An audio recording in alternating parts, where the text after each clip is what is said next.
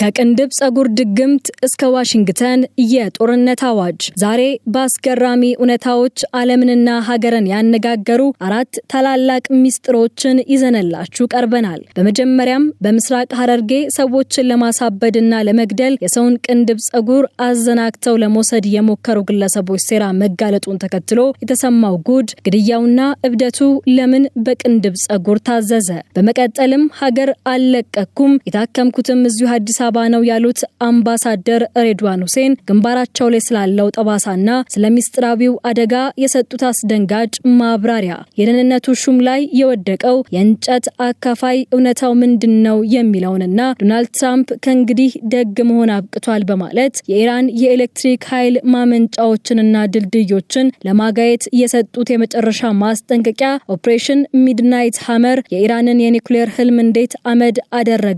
በመጨረሻም በዛቻ ጥላ ስር አንደራደርም ያለችው ቴህራን በጦር ሜዳ ላይ ልታሳየው ያዘጋጀችው የአዲሱ ሚስጥራዊ ካርድ ምንድነው? ዓለም ወደማይወጣበት እሳት እየገባች ይሆን? እነዚህን ሁሉ ሰበር መረጃዎች አፍታም ሳያመልጦት በጥልቀት እንተነትናለን። እስከ መጨረሻው አብራችሁን ቆዩ።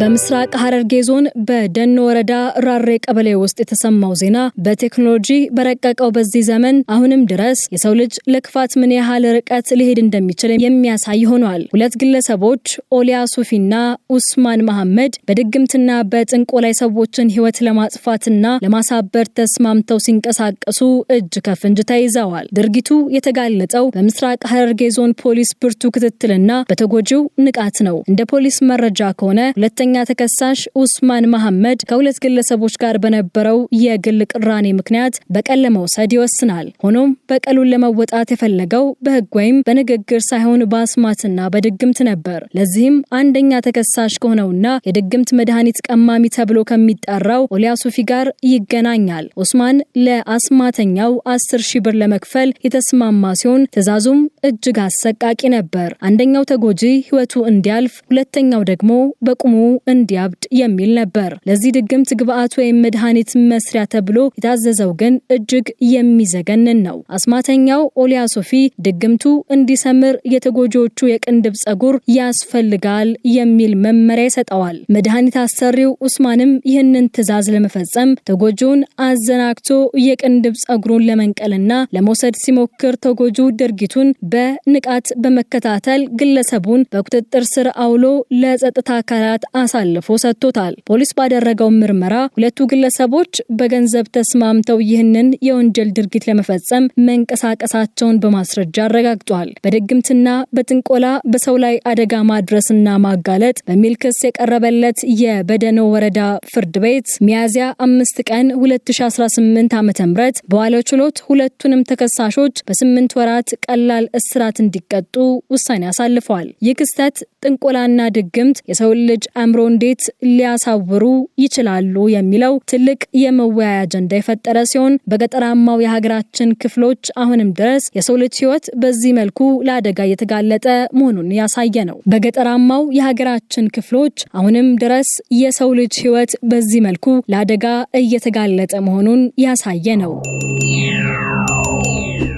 ባለፉት ጥቂት ቀናት የኢትዮጵያ ማህበራዊ ሚዲያ በአንድ ሰው ፎቶና በዙሪያው ባሉ መላምቶች ተጥለቅልቆ ነበር። የብሔራዊ መረጃና ደህንነት ዳይሬክቶሬት ጀነራል አምባሳደር ሬድዋን ሁሴን ግንባራቸው ላይ አዲስ ጠባሳ የታየበትና ጸጉራቸውም ሙሉ በሙሉ ተላጭተው የቀረቡበት ምስል ምን ተፈጥሮ ይሆን የሚል ከፍተኛ ጉጉትን ፈጥሮ ነበር። ጭምጭምታው ተባብሶ አምባሳደሩ በጠና ታመው ለሕክምና ወደ ውጭ ሀገር ሄደው እስከሚል የዘለቀ ቢሆንም ዳይሬክተር ጀነራሉ በሰጡት ይፋዊ ምላሽ እውነታውን ግልጽ አድርገዋል። አምባሳደር ሬድዋን የግል ሐዘንና ደስታ፣ መተማመንና መዳን ሁልጊዜም ለገበያ መቅረብ የለበትም በሚል እሳቤ ዝምታን መርጠው እንደነበር ገልጸው፣ ነገር ግን በአደባባይ ስራ ላይ ያለ ሰው ህይወት ለህዝብ እይታ ክፍት መሆኑ ስለማይቀር መረጃውን ለማጋራት መወሰናቸውን ተናግረዋል። አምባሳደሩ እንዳብራሩት ከሆነ ጉዳቱ የደረሰው ከ2 ሳምንት በፊት በሀገራዊ ጉዳይ ላይ በሚመክር ስብሰባ ላይ እያሉ ነው። ለምሳ ረፍት በወጡበት ወቅት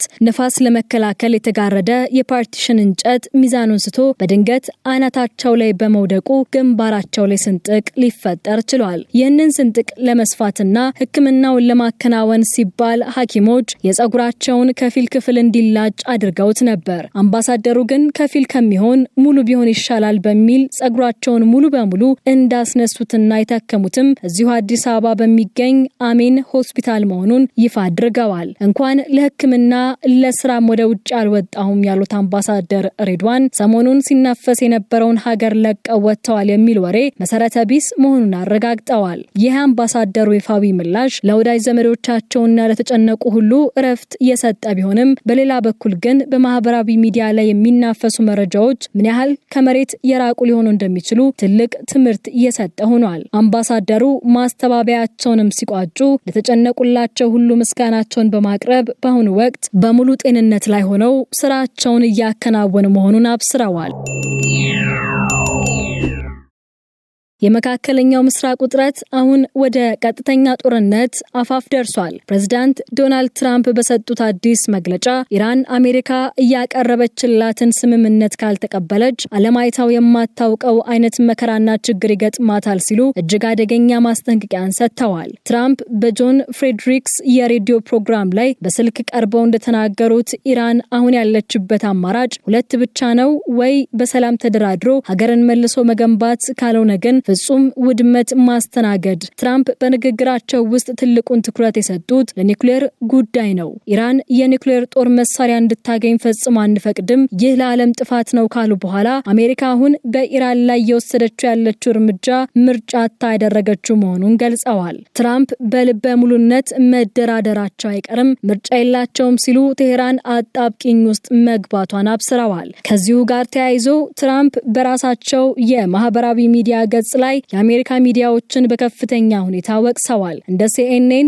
ኒውዮርክ ታይምስ እና ዋሽንግተን ፖስት ያሉ ተቋማት ሐሰተኛና የአሜሪካ ጠላቶች ናቸው ሲሉ ከሰዋል። ትራምፕ ቁጣቸውን የገለጹት ባለፈው ዓመት አሜሪካ በኢራን የኒውክሌር ጣቢያዎች ላይ ፈጸመችውን ኦፕሬሽን ሚዲያዎች በሚገባቸው ልክ አላቀረቡትም በሚል ነው። ኦፕሬሽን ሚድናይት ሀመር የተሰኘውና የኢራንን የኒውክሌር ጣቢያዎች አመድ ያደረገው ወታደራዊ ዘመቻ የአሜሪካ የአየር ኃይል ድንቅ ስራ መሆኑን ትራምፕ ገልጸዋል። እነዚያን የኒውክሌር ጣቢያዎች መልሶ ለመቆጣጠርና ለመገንባት ኢራን ረጅምና አሰቃቂ ጊዜ ይፈጅባታል ያሉት ትራምፕ ሚዲያዎቹ ግን ይህንን ታላቅ ድል አሳንሰው በማቅረብ ኢራን እንድታሸንፍ እየጸለዩላት ነው ሲሉ ወርፈዋል። ትራምፕ ንግግራቸውን ሲቋጩም ጠላት ግራ ተጋብቷል፣ ምክንያቱም እነዚህኑ የሐሰተኛ ሚዲያ ዘገባዎች እየሰሙ ነው፣ ነገር ግን እውነታው እኔ በኃላፊነት ላይ እስካለው ድረስ ኢራን የምታሸንፍበት ምንም እድል የለም በማለት አሜሪካ በኢራን ወደቦች ላይ ጣለችው የባህር ላይ እገዳ እንደማይነሳና ቴሄራን ብቸኛ አማራጯ እጅ መስጠት መሆኑን አረጋግጠዋል። ትራምፕ የዛቻ ናዳ ሲያወርዱ ቴሄራንን በበኩሏ አልሸነፍም ባይነት እየታከለበትና ለጦርነት ዝግጁ መሆኗን የሚያሳይ ጠንካራ ምላሽ ሰጥታለች። የኢራን ፓርላማ አፈ ጉባኤና የሀገሪቱ ዋና ተደራዳሪ መሐመድ ባጊር ጋሊባፍ በትራምፕ ማስፈራሪያ ጥላ ስር የሚደረግን ማንኛውም ድርድር ኢራን እንደማትቀበል በይፋ አስታውቀዋል። ጋሊባፍ ትራምፕን በቅዠት ዓለም ውስጥ የሚኖር ሲሉ የጠሩት ሲሆን አሜሪካ የባህር ላይ እገዳ በመጣልና የተኩስ አቁም ስምምነቱን በመጣስ ኢራንን ወደ እጅ መስጠት ጠረጴዛ ልታመጣት እንደማትችል ገልጸዋል። ጋሊባፍ በማህበራዊ ገጻቸው ባስተላለፉት መልእክት እንዲህ ብለዋል። ትራምፕ እገዳ በመጣልና ስምምነቱን በመጣስ በራሱ ቅዠት ውስጥ ሆኖ የድርድር ጠረጴዛውን ወደ እጅ መስጠት ጠረጴዛ ለመቀየር እያለመ ነው። ነገር ግን እኛ በዛቻ ጥላ ስር ድርድርን አንቀበልም። አፈጉባኤው አክለውም ዓለምን የሚያስደነግጥ አንድ ሚስጥር ይፋ አድርገዋል። ባለፉት 2 ሳምንታት በጦር ሜዳው ላይ የምናሳያቸውን አዳዲስ ካርዶች ስናዘጋጅ ቆይተናል ሲሉ ዝተዋል። ይህም ኢራን አሜሪካ ያልጠበቀችው አዲስ የጦር መሳሪያ ወይም ስልት እንዳዘጋጀች ፍንጭ ሰጥቷል። የኢራን ጦርም የአሜሪካ ባህር ኃይል በንግድ መርከቧ ላይ የፈጸመውን ጥቃት የባህር ላይ ወንበዴነት ሲል የጠራው ሲሆን የአጸፋ እርምጃ የመውሰድ መብቱ የተጠበቀ መሆኑን በድጋሚ አስጠንቅቋል። ፕሬዝዳንት መሱድ ፔዚሽ ፐርሺያን በበኩላቸው አሜሪካ የምትጠቀመው የጫና ስልት በኢራን ላይ እንደማይሰራና ሀገራቸው ለማንኛውም ወታደራዊ ፍልሚያ ዝግጁ መሆኗን ገልጸዋል። አሁን ያለው ሁኔታ የሚያሳየው የፓኪስታኑ ድርድር ከመጀመሩ በፊት መክሸፉን ነው። አሜሪካ የኤሌክትሪክ ኃይል ማመንጫዎችን አጠፋለሁ ስትል፣ ኢራን ደግሞ በጦር ሜዳው አዳዲስ ካርዶችን እናሳያለን በማለት ጣቷን በቃታው ላይ አድርጋለች። ሮብ እኩለ ሌሊት ላይ የሚያበቃው የተኩስ አቁም ስምምነት ተራዝሞ ሰላም ይወርድ ይሆን